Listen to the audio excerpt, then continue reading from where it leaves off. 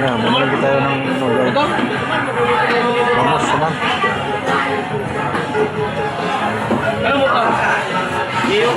Sigang.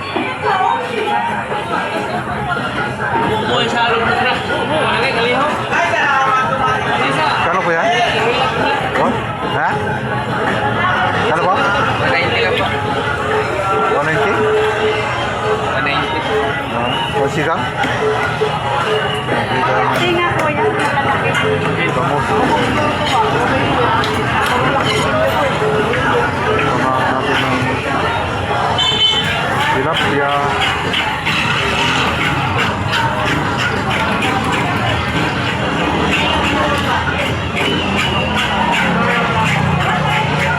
Tilapia.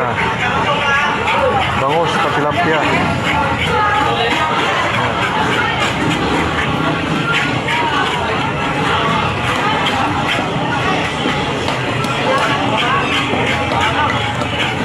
Gano'ng malaki.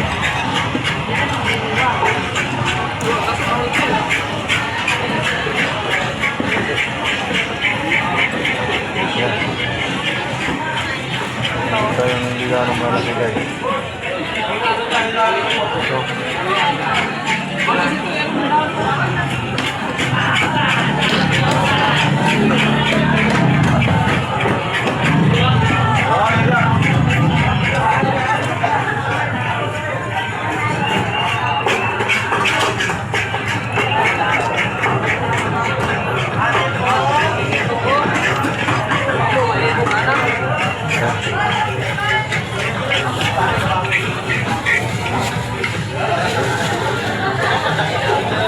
bigyan ako ng bangus. Tilapia. Kano po yan, Bon?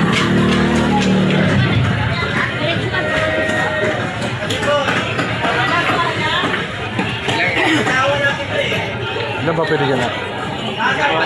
Oo, 4. Kano po? 165 po. Ay, pag-iyaw? Hindi. Inisan. Tapos, putulin mo sa gitna.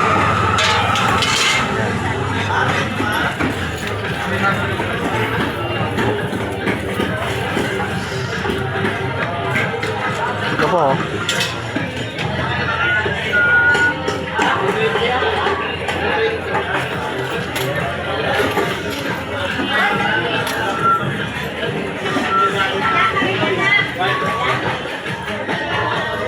Ito po.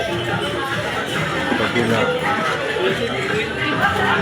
Ayan, bangos, saka tilapia, binili ko guys. Ayan guys, salamat. Nakapamalingki na naman. Kaya na mamalingki. Pagiyaya nilo. Thank you guys. Salamat sa inyong suporta. Habang tayo ay namamalingki. Marito tayong Bible verse sharing. Sabi po sa mga salita sa Deuteronomy chapter 28 verse 2, blessings, these blessings will follow you if you obey the Lord your God. Ayan. Medyo balit, tingin na. Ito po ay pagpapalain ng Panginoon kung tayo po ay sumusunod sa kanyang kalooban. Na-share ko na rin yan nung nakaraan pero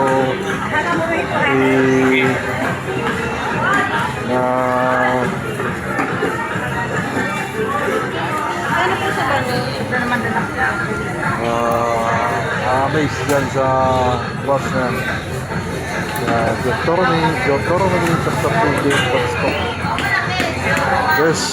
These blessings will follow you. You obey the Lord your God. Salamat guys. Yung panonood. Yan.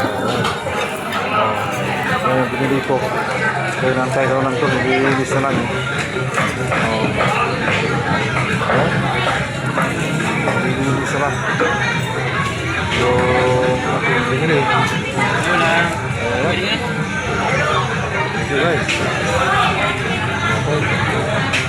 Hintay ko na lang. Salamat. Ayan guys. Pumaligdi na ako. Tayo ng manok siguro, chicken. Manok siguro, pwede na. Okay guys. Salamat sa inyong panonood. Ito yung binili kong tilapia. Ayan. Okay. Salamat sa inyong panonood guys. Market day na naman. Meron tayong blessing. Ibigay gamit ito ng mga anak natin. Thank you sir. Ayan, thank you. Okay. Ang ganda ng mga bangus nila oh. So, ito